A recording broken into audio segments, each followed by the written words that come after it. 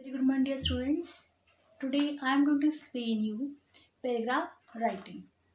Paragraph is a group of sentences expressing a series of connected thoughts upon a single topic. Dear students, paragraph writing क्या होता है? जब किसी भी topic पर आपको एक कंटेंट लिखने को दिया जाए, मीन्स एक टॉपिक पर आपको उसके बारे में अपने व्यूज़, अपने जो भी ओपिनियंस है उसको एक्सप्रेस करना होता है कुछ सेंटेंस में, और वो सारे जो सेंटेंस जो उससे रिलेटेड होते हैं उन सब सेंटेंस से मिलकर बनता है पैराग्राफ, और इसलिए हम उसे कहते हैं paragraph writing. Sentences are so organized that at the end of a paragraph, they all look to be neat into an organic whole. Dear students, जैसे कि हम सभी जानते हैं कि अगर हम किसी भी चीज़ का या किसी भी व्यक्ति का अगर इंट्रोडक्शन देते हैं तो हमें उसका स्टार्टिंग पॉइंट, दैट मीन्स उसको जो उसका क्रिएशन कहाँ से हुआ है वो उससे लेकर उसका लास्ट कंक्लूजन तक उसको लिखना होता है. तो वैसे ही पैराग्राफ राइटिंग होती है कि जो मेन पॉइंट स्टार्टिंग में क्या होता है हमें वो बताना होता है. सबसे पहले जैसे इंट्रो होता है वैसे हमें उसको लिखना होता है. तो जो पैराग्राफ होता है वो एक सेंटेंस का बड़ा ग्रुप होता है जिससे मिलकर बनता है एक पैराग्राफ, लेकिन वो बिल्कुल नीट और क्लीन होना चाहिए और उसके जो पॉइंट्स होते हैं वो भी नीट और क्लीन होने चाहिए. किसी भी व्यक्ति को पढ़ते वक्त समझ में आना चाहिए. The idea, the theme, the argument और the main point of the topic is sufficiently amplified in the body of the paragraph. देखिए पैराग्राफ की बॉडी में क्या होना चाहिए. जब आप पैराग्राफ राइटिंग कर रहे हैं तो आपके माइंड में कौन कौन से पॉइंट्स होने चाहिए. क्या होना चाहिए. आइडिया, आप मतलब उस टॉपिक को लेकर आपके दिमाग में क्या क्या आइडियाज़ आ रहे हैं. थीम क्या है उस टॉपिक की. आर्ग्यूमेंट्स क्या है. इवन उसका जो मेन पॉइंट होता है, टॉपिक का जो मेन पॉइंट है वो क्या है. जैसे हमने बात की जैसे चाइल्ड एजुकेशन की बात की हमने, तो हम एजुकेशन के बारे में सारी चीज़ें उसमें लिखेंगे कि एजुकेशन हमारे लिए क्यों इम्पोर्टेंट है, किस किस को मिलनी चाहिए. इस तरह से बहुत सारी हम सेंटेंस में लिख सकते हैं. It can stand by itself because it is a development of a single man thought. एक पैराग्राफ जो होता है वो अकेला ही होता है. क्यों? क्योंकि उसमें अब मेन थॉट्स होते हैं. जैसे आप ऐसे लिखते हैं, लेकिन ऐसे में क्या होता है डिफरेंट टॉपिक्स होते हैं और उन टॉपिक्स को लेकर आप उसको डिस्क्राइब करते हैं. लेकिन पैराग्राफ में क्या होता है, पैराग्राफ में और आप एक ही टॉपिक को अपने जो भी आइडियाज़ होते हैं, जो ओपिनियंस होते हैं उसमें उसको डिस्क्राइब करते हैं. It is because it is the development of a single man thought, ideas और एक्सपीरियंस. आपके जो एक्सपीरियंस होते हैं इस टॉपिक को लेकर, आपके जो थॉट्स हैं, आपके आइडियाज़ जो हैं वो सब को लेकर आप उसमें मेंशन करते हैं. Next, essential features of a good paragraph. अब देखिए एक अच्छा पैराग्राफ लिखने के लिए आपको कौन कौन सी बातें ध्यान में रखनी चाहिए. Following are some of the essential features of good paragraph. First, unity. सबसे पहले unity. All the sentence in the paragraph must bring out only one main fact, thought or idea. हमें पैराग्राफ में कोई भी ऐसा सेंटेंस मेंशन नहीं करना है या नहीं लिखना है जो हमारे टॉपिक से बिल्कुल हटकर हो या जिसकी हमारे टॉपिक से कोई रिलेशन ना हो, जिसका हमारे टॉपिक से कोई रिलेशन ना हो, ऐसा सेंटेंस हमें नहीं लिखना है. कोहेरेंस. एग्जाम्पल्स और events which have no bearing on the topic must be avoided. देखिए हमें पैराग्राफ में कभी भी एग्जाम्पल्स वगैरह नहीं देने चाहिए, इन सब को हमें अवॉइड करना है.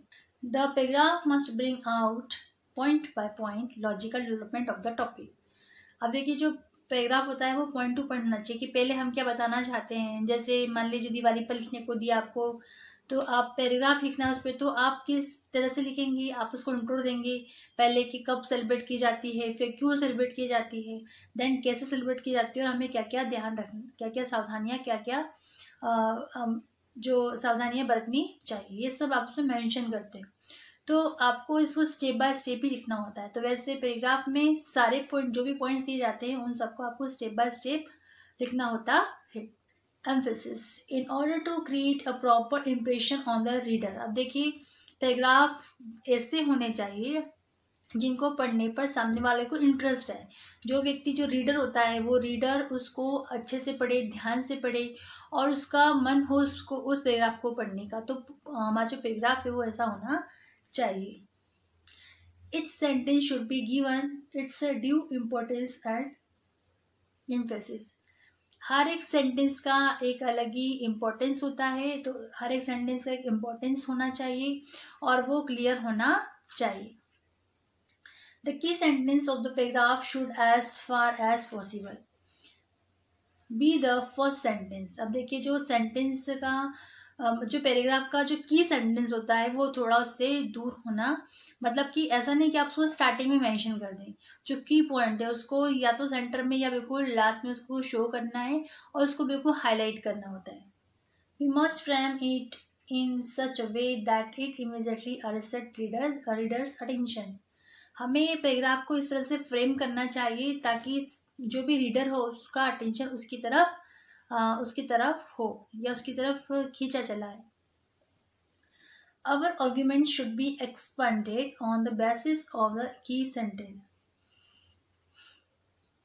and the paragraph should be given a striking conclusion। अब देखिए जो पैराग्राफ होता है हम उसमें हमारे जो आर्ग्यूमेंट्स है वो भी होने चाहिए कि हम अपने ओपिनियंस रखें, चाहे वो नेगेटिव हो या पॉजिटिव, हम अपने ओपिनियन उसमें पुट कर सकते हैं। And the paragraph should be given a striking conclusion, उसमें एक स्ट्राइकिंग कंक्लूजन भी होना चाहिए। दैट मीन जैसे कि मैंने आपको बताया कि जो ऐसे होता है उसमें स्टार्टिंग में हम उसका इंट्रोडक्शन देते हैं और उसके बाद लास्ट में हम उसका कंक्लूजन देते हैं, तो ऐसे ही पैराग्राफ में भी करना होता है। Now variety, all the sentence framed in a paragraph should not be of the same length और फॉलो द सेम स्ट्रक्चर। अब देखिए जितने भी सेंटेंस होते हैं पैराग्राफ के वो सब बिल्कुल एक जैसे होना चाहिए, मतलब बहुत लेंदी सेंटेंस नहीं होना चाहिए, कुछ लेंदी कुछ छोटे, है ना, बहुत शॉर्ट्स। तो इस टाइप से आप उसको सेंटेंस को पुट करके पैराग्राफ राइटिंग कर सकते हैं। Otherwise they will appear monotonous, नहीं तो फिर क्या लगेंगे, वो बिल्कुल अच्छे नहीं लगेंगे। Some practical hints on paragraph writing. अब देखिए कुछ प्रैक्टिकल हिंट्स दे रही हूँ मैं आपको, पैराग्राफ राइटिंग करते समय क्या क्या बातें ध्यान में रखनी चाहिए। Some time should be devoted to thinking over and grasping the exact meaning, significance and implication of the given topic। जो भी टॉपिक आपको दिया गया है उस पे आपको अच्छा नॉलेज होना चाहिए, या नॉलेज होना चाहिए, उसका सिग्निफिकेंस, उसका मीनिंग, उसके इम्प्लीकेशंस, ये सारी चीज़ें आपके माइंड में होनी चाहिए जो भी आपको टॉपिक दिया गया है उस पर। Arrange your ideas and write down the important points in the logical order. अपने आइडियाज़ जो है उसको आप अरेंज कीजिए, उनकी पॉइंट्स टू पॉइंट्स बना लीजिए। इसके बाद आपको जो लगता है कि जो सबसे पहले आपको लिखना चाहिए, जो इम्पोर्टेंट है, मोस्ट इम्पोर्टेंट है, वो आपको सबसे स्टार्टिंग में लिखना चाहिए। Which this should be developed, there should be no omission, no repetition and no digression. मतलब उसमें कोई ओमिशन नहीं होना चाहिए, कुछ भी चीज़ छूटना नहीं चाहिए, कोई मेन पॉइंट जो है वो बिल्कुल ओमिट नहीं होना चाहिए, इवन रिपीटिशन नहीं होना चाहिए। दैट मीन्स अगर आप कोई सेंटेंस को ऑलरेडी डिस्क्राइब कर चुके हैं तो वो आपको रिपीट नहीं करना है। नेक्स्ट, नो डिग्रेशन, किसी भी तरह का कोई डिग्रेशन नहीं होना चाहिए।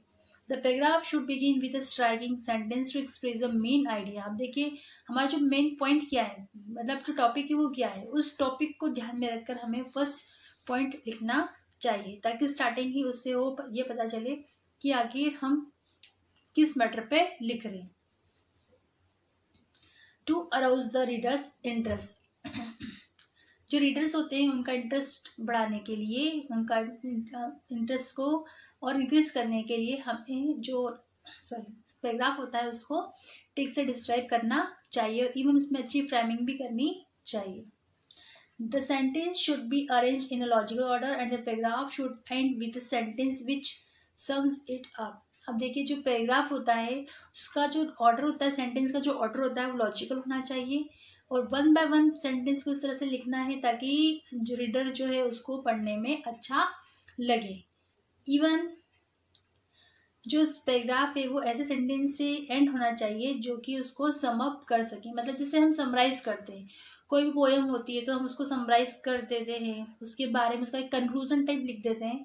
उसी प्रकार जो पैराग्राफ्स होते हैं उसमें हमें उनका जो लास्ट होता है, जो उनको एक सम अप करना होता है। When you have developed an argument, जब आप उसमें कोई आर्गुमेंट लिख रहे हो, sentence should be so arranged as the two land to the climax towards the end। तो उसी प्रकार आपको सेंटेंस को इस तरह से अरेंज करना चाहिए ताकि एक उसको वो सेंटेंस जो पैराग्राफ है वो स्टार्टिंग से खत्म होते होते जब उसका जो एंडिंग पॉइंट आए तब उसमें एक क्लाइमेक्स को वो मेंशन करें। तो इस तरह से वो टॉपिक होना चाहिए। Now the last point 6, a paragraph should read as a complete and coherent piece of composition couched in an engaging style।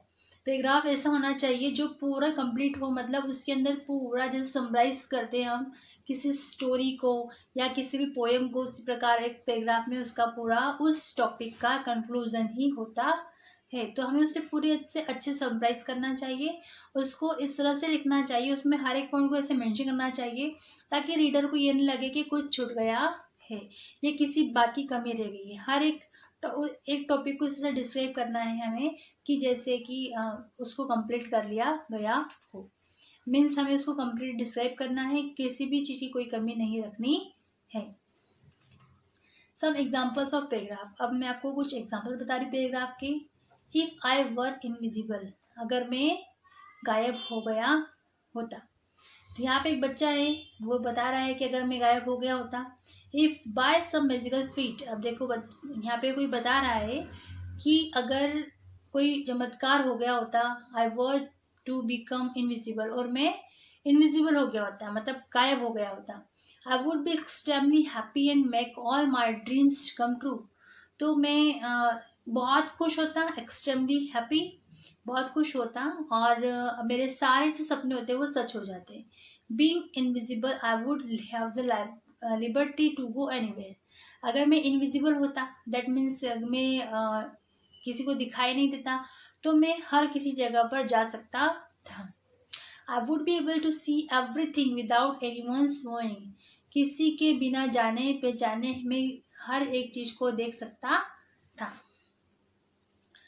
I would work unnoticed with the great dignitaries of my country। जितनी भी great dignitaries हैं, जितनी भी महान हस्तियां हैं मेरे देश की, उन सबको मैं देख सकता। I would visit famous places and see all the wonders of the world। मैं जो फेमस प्लेसेस है वो भी देख लेता और जितने भी फेमस वर्ल्ड में बिल्डिंग्स है उन सबको भी मैं देखता। I would travel far and wide without paying a single cent। बिना पैसे दिए मैं पूरी जगह को, पूरे वर्ल्ड को घूम लेता। ऐसा वो बच्चा बोल रहा है। I would even strike my enemies to a position of definite advantage over them। I would even strike my enemies, यहाँ तक कि मैं अपने जो एनिमीज है, जो दुश्मन, उनको भी स्ट्राइक कर देता, एक to a position of definite advantage over them, मतलब एक उनका डेफिनेट एडवांटेज जो है उसको लेकर। I would sneak into the enemy camp. मैं अपने दुश्मनों के कैंप में घुस जाता। With this bomb and destroy their arms dump. और फिर मैं उनकी बम से उनकी सारी जो हाथ पैर है वो उड़ा देता। Then I would disclose my entry and be honored by my nation। और इस तरह से मैं अपने आप को डिस्क्लोज करता, एक्सपोज करता, सबके सामने आ जाता और फिर अपने देश का सम्मान बढ़ाता, मतलब मेरी तरफ से देश का सम्मान होता। तो डियर स्टूडेंट्स, यहाँ पे ये था कि इफ आई वर इनविजिबल, अगर मैं गायब हो गया होता तो क्या क्या करता। इस तरह से आप भी बहुत सारे अपने जो सेंटेंस है वो मन से बना सकते हैं और एक पैराग्राफ राइटिंग कर सकते हैं कि आखिर आप क्या क्या कर सकते हैं। Then I would disclose my identity and be honored by my nation। और इस तरह से मैं फिर अपने आप को डिस्क्लोज करता, सभी के सामने अपना नाम, अपनी पहचान बताता और अपने देश के द्वारा सम्मानित किया जाता। नेक्स्ट टॉपिक है dear students, what I like और dislike about being a teenager. कि जब मैं टीनेजर था तब मुझे क्या पसंद था और क्या नहीं पसंद था। I am 13 years old and people call me a teenager. मैं 13 साल का हूँ और मुझे लोग टीनेजर कहते हैं।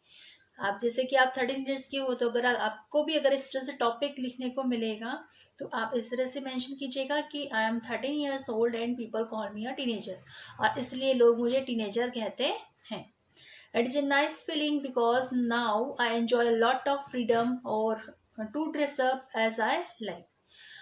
और मुझे बहुत अच्छी फीलिंग आ रही है अब, ऐसा वो बच्चा बता रहा है, क्योंकि अब मैं क्या एंजॉय कर सकता हूँ, अब मैं फ्री हूँ, मैं अपने हिसाब से, मैं अपनी मर्जी से ड्रेसअप कर सकता हूँ अपने आप को, मैं अपनी मर्जी से कपड़े पहन सकता हूँ। My pocket allowance has been increase, और अब क्या हो गया, मेरी पॉकेट मनी भी बढ़ गई है। आई हैव ग्रॉन टॉल, अब मैं लंबा हो गया हूँ। I do not like to play with toys and my dream world has rippled away. अब मैं खिलौने से नहीं खेलता हूँ, या मुझे खिलौने से खेलने की जरूरत नहीं है, बल्कि अब मेरे सपने बड़े बड़े हो चुके हैं। When my father asked me intelligent questions, जब मेरे पापा मुझसे कुछ इंटेलिजेंट क्वेश्चंस पूछते हैं, I think he is satisfied with my natural answers, और जब मैं उन्हें नेचुरल आंसर देता हूँ तो वो उन आंसर्स को सुनकर सेटिस्फाई हो जाते हैं। But sometimes I dislike being a teenager, लेकिन कभी कभी मुझे टीनेजर होते हुए बहुत ही बुरा लगता है, मतलब मुझे पसंद नहीं आता कि कोई मुझे टीनेजर कहे, या फिर कुछ ऐसी कंडीशंस जिसमें मुझे अच्छा नहीं लगता कि मैं टीनेजर हूँ। I dislike being a teenager when my parents do not approve of my sitting with adults, saying that I am not grown up enough to understand adult talk।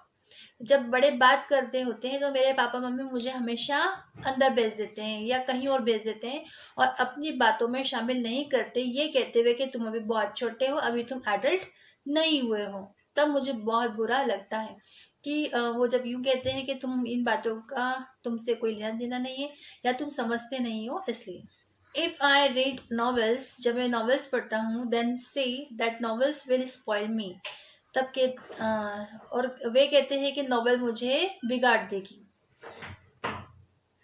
They put restrictions on my movements with my friends, और वो मुझ पर कभी कभी प्रतिबंध भी लगाते हैं अपने फ्रेंड्स के साथ जाने के लिए। मतलब मैं जब अपने फ्रेंड्स के यहाँ जाता हूँ, फ्रेंड्स से मिलता हूँ, तो वो रिस्ट्रिक्शन भी लगाते हैं।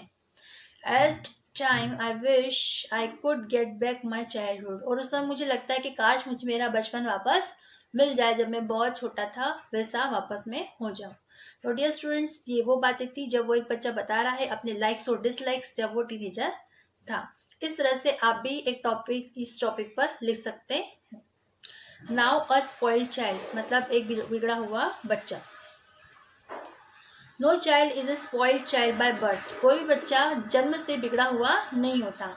It is the family conditions and circumstances under which a child grows up that spoil him. वो सिर्फ परिवार की परिस्थितियाँ ऐसी होती है, कुछ कंडीशंस ऐसी होती हैं जिसके कारण वो बच्चा जब ग्रो अप करता है, और उससे उसके बाद फिर वो कंडीशंस होती है वो उससे बिगाड़ देती है।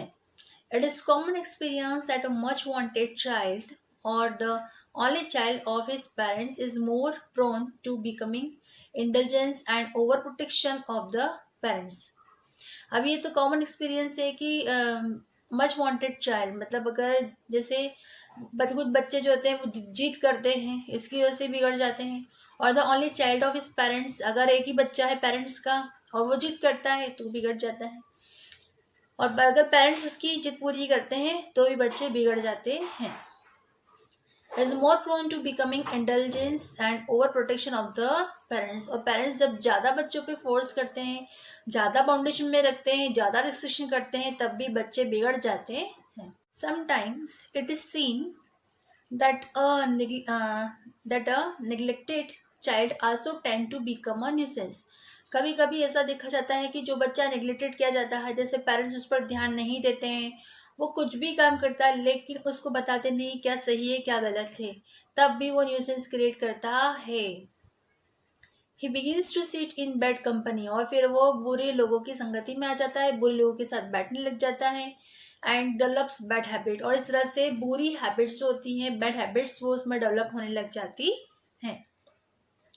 This habits are soon firmly rooted in him, और धीरे धीरे ये जो बुरी आदतें हैं वो उसमें उसकी जीवन में जड़ बना लेती है, एक जड़ मजबूत जड़ बना लेती है। Because of lack of parental attention, क्योंकि उसको अपने पेरेंट्स का अटेंशन नहीं मिलता और वो बिल्कुल फ्री हो जाता है। वो जब पेरेंट्स पर ध्यान नहीं देते हैं, बिल्कुल अपने काम में उलझे रहते हैं, तो फिर बच्चा अपनी मर्जी से अपने काम करता है और बैड हैबिट्स को बहुत जल्दी ग्रास्प करने लग जाता है। Such child becomes a source of permanent headache, और ऐसे बच्चों को परमानेंटली हेडेक भी होने लगता है, क्योंकि वो चिंता में डूबे रहते हैं, स्ट्रेस्ड होते हैं, फुली स्ट्रेस्ड होते हैं, टेंशन में होते हैं, और इसीलिए उन्हें हेडेक शुरू हो जाता है। Not only to his parents but also to the society. फिर ऐसे बच्चे उन पेरेंट्स का तो ही पेरेंट्स का हेडेक का सोर्स तो होते ही, बल्कि सोसाइटी के लिए भी बहुत सारी मुसीबतें खड़ी कर देते हैं, समाज में बहुत सारी मुसीबतें खड़ी कर देते हैं। It is important to give him proper counselling, और इस तरह से बच्चों को प्रॉपर काउंसलिंग की बहुत ज़्यादा ज़रूरत होती है, और इसलिए उन्हें प्रॉपर काउंसलिंग करते रहना चाहिए to bring him back on the right track, ताकि उन्हें सही रास्ते पर लाया जाए। तो डियर स्टूडेंट्स, ये था स्पॉइल्ड चाइल्ड के बारे में कि अब एक बिगड़ा हुआ बच्चा। तो आपको जैसे कि मैंने बताया नेगेटिव इम्पैक्ट कि किस तरह से बच्चे बिगड़ते हैं। तो डियर स्टूडेंट्स, आपको भी ये बातें ध्यान में रखनी है और आपको भी अपने आप को अच्छा गुड स्टूडेंट्स बनाकर रखना है। नेक्स्ट पॉइंट है my first attempt at making a cup of T. चाय बनाने में मेरा सबसे पहली कोशिश, पहला प्रयास। When I was 12, जब मैं 12 साल का था। अब यहाँ पे एक लड़की बता रही कि जब मैं 12 साल की थी, My mother asked me to prepare a cup of tea. मेरी मम्मा ने मुझसे कहा एक कप चाय बनाने के लिए। For her, as she was not feeling well, उनके लिए चाय बनाने के लिए कहा एक कप, क्योंकि उन्हें वो ठीक नहीं थी, उनकी तबीयत ठीक नहीं थी। I felt very excited because before that she had never allowed me to work in the kitchen. और जब मम्मा ने मुझसे चाय के लिए कहा, चाय बनाने के लिए कहा, तो मैं बहुत एक्साइटेड हो गई, और क्योंकि मम्मा ने मुझे आज तक कभी भी किचन में अकेले नहीं जाने दिया था। On entering the kitchen, I felt it was child's play to prepare a cup of tea. जैसे मैंने किचन में एंटर किया तो मैंने देखा कि बच्चों के लिए तो चाय बनाना बिल्कुल खेलने जैसा है, ये तो बच्चों का खेल है। I poured half a cup water, मैंने आधा कप पानी लिया। Half cup of milk along with a spoon full of sugar in the sauce pan, मैंने सॉस पैन में आधा कप पानी लिया, आधा कप दूध लिया और उसमें एक चम्मच भर की शक्कर डाली। लाइटेड द गैस, मैंने गैस जलाया। And put it on the gas, और फिर उस सॉस पैन को गैस पर रख दिया। आई बर्न्ड माई फिंगर्स, और इस तरह से मेरी फिंगर्स जल गई। I was horrified to see that it was black and was only half a cup, और मैं देख कर बहुत ज़्यादा डर गई, और मैंने देखा कि जो मेरी फिंगर्स है वो ब्लैक हो गई, और खुद उसको देख के मैं डर गई। और ओनली हाफ अ कप, और चाय बिल्कुल आधी कप बनी है। With tears in my eyes, और मेरी आंखों में आंसू आ गए। I took it to my mother, मैं अपनी मम्मा के पास वो लेकर गई। For I felt that the tea must be ready, और फिर मुझे लगा कि अब चाय तैयार है। तो डियर स्टूडेंट्स, इस तरह से आपको छोटे टॉपिक्स से यहाँ पर दे रखे हैं। कुछ टॉपिक्स पर मैं आपको PDF शेयर कर दूंगी, कुछ टॉपिक्स के जो पैराग्राफ्स राइटिंग है वो मैं लिख के दूंगी, लेकिन कुछ टॉपिक्स पे आप ही को प्रिपेयर करना है। Thank you.